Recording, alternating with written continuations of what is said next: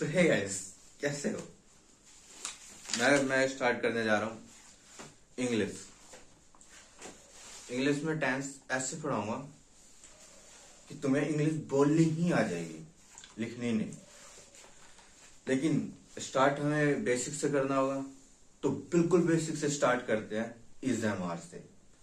अब इसमें कुछ लोग ज्यादा इंटेलिजेंट मत बनना, ये तो नॉर्मल साइज है तो हर कोई कर लेगा।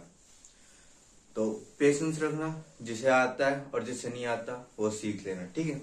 इस एम से स्टार्ट करेंगे, बाकी जैसे जैसे लेवल बढ़ेगा फिर उनका लेवल डाउन हो जाएगा जो स्मार्ट बन रहे हैं।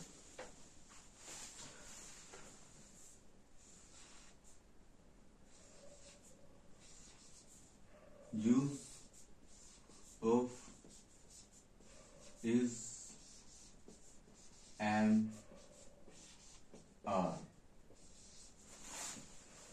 मैं इनके यूजेस, इनके कुछ रूल्स लिखने जा रहा हूं। इसके ज्यादा रूल्स नहीं है, मैं रूल्स लिख दूंगा।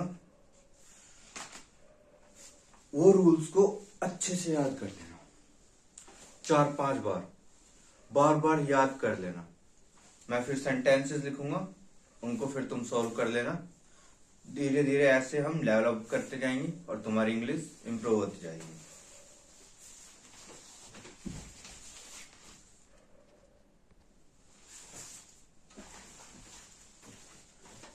ये इसकी पहचान है, अभी पहचान लिख लो।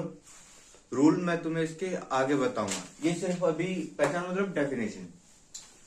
जिस वाक्य के अंत में है, हूं, है इत्यादि आए, उन वाक्यों में इज, एम एंड आर का प्रयोग किया जाता है। पहचान कैसे करनी है? जिस वाक्य के अंत में है, हूं, है, अभी से किया जाता है, क्या जाएगा, है, इनमें भी तो हम इज एम आर का लगा सकते हैं, लेकिन इनमें प्रेजेंट इंडेफिनिट लगता है, तो थोड़ा सब्र रखना। मैं सब सिखाऊंगा, लेकिन बेसिक से चलना है, ठीक है। इसके बाद मैं तुम्हें रूल्स लिखाऊंगा, रूल्स लिखना, सब नोट करना। फिर मैं तुम्हें सेंटेंसेस भी दूंगा एक प्रैक्टिस के लिए, वो भी करना।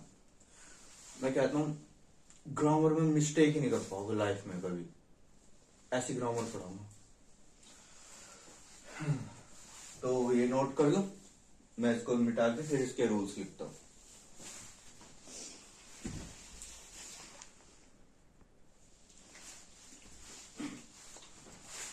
तो ये है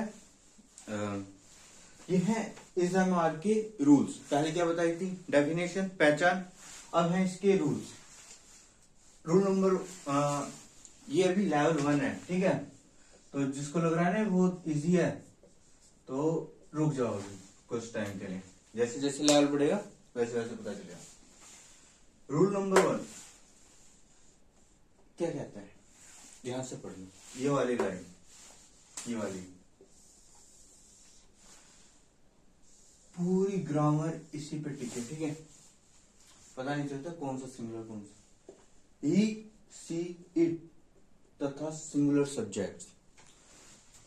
सिंगुलर सब्जेक्ट मतलब कोई एक, प्लूरल मतलब ग्रुप आ जाता है, ग्रुप। वी मतलब हम, एक मेरे साथ अगर 2-3 और हैं तो हम हो जाएंगे वी। यू, जब हम यू बोलते हैं तो ये मतलब नहीं होता कि तुम मतलब कि बहुत सारे। वी का अपोजिट लगा दो, हम, तुम, ये होता है।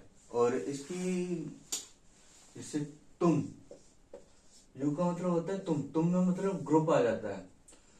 और जब हम यूज करते हैं कि तू, तब ये होता है सिंगुलर, ठीक है। ऐसे ही, सी, इट तथा सिंगुलर सब्जेक्ट्स के साथ इसका यूज होता है। वी, यू, दे प्लूरल के साथ आर का यूज होता है।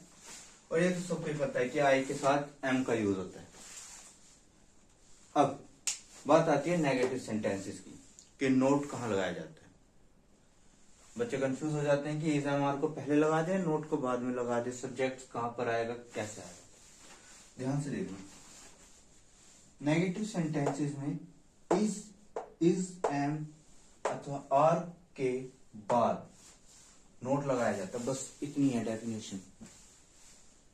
नेगेटिव सेंटेंसेस में इज, एम एंड आर के बाद नोट लगाया जाता है। जहां ये तीनों आ जाए उसके बाद नोट लगा देना, सोचना मत। नेगेटिव सेंटेंसेस में इज, एम अथवा आर के बाद मैंने सब्जेक्ट का यूज नहीं किया है, ध्यान रखना है इसमें, मैंने सब्जेक्ट वर्ड यूज नहीं किया है इधर। नेगेटिव सेंटेंसेस में इज, एम अथवा आर के बाद नोट लगाया जाता है, ठीक है। इज, एम, आर कहां आते हैं, वो इन तीन रूल्स में है कि इज, एम, आर कहां पर आएगा, सब्जेक्ट के बाद आएगा, सब्जेक्ट के पहले आएगा, वो नहीं है। नेगेटिव सेंटेंसेस पढ़ रहे होगी, ठीक है। इज, एम अथवा आर के बाद नोट लगाया जाता है। इंटेरोगेटिव सेंटेंसेस में इज, एम अथवा आर को, ये इज, एम, आर वाला ग्रुप है, इज, एम, आर, इस पूरे ग्रुप को सब्जेक्ट से पहले लगाया जाता है। सब्जेक्ट कहां पर है, सब्जेक्ट है ये, ठीक है। इनमें तो हमने बता दी कि इज, एम, आर का यूज होगा, और ये वाला रूल बता रहा है कि इज, एम अथवा आर को सब्जेक्ट से पहले लगाना है, ठीक है। और जो ऐसे सेंटेंस होते हैं जो इंटेरोगेटिव भी हो, नेगेटिव भी हो, अभी देखो मैंने क्या बताया था, इसी से क्लियर हो जाएगा। इंटेरोगेटिव मतलब इज, एम, आर का जो ग्रुप है उसको कहां लगा दो, सब्जेक्ट से पहले लगा दो, सब्जेक्ट से पहले लगा दी। और नए इंग्लिश के अकॉर्डिंग तुम इजंट, आरंट ये भी यूज कर सकते हो, ठीक है।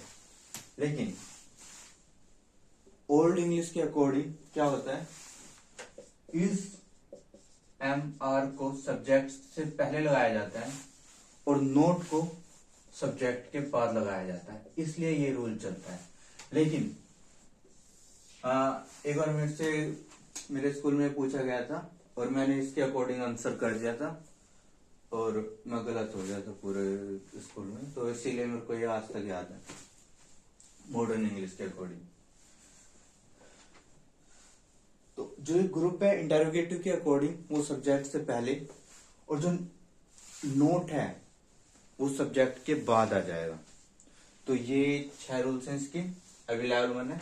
इसके बाद मैं तुम्हें इसके सेंटेंसेस दूंगा प्रैक्टिस के लिए, प्रैक्टिस करना, फिर हम लेवल इंक्रीज करेंगे। इसके बाद uses of was, were, has से तुम्हें डिफिकल्टी स्टार्ट हो जाएगी, मतलब लगभग तीसरी क्लास से तुम्हें डिफिकल्टी स्टार्ट हो जाएगी।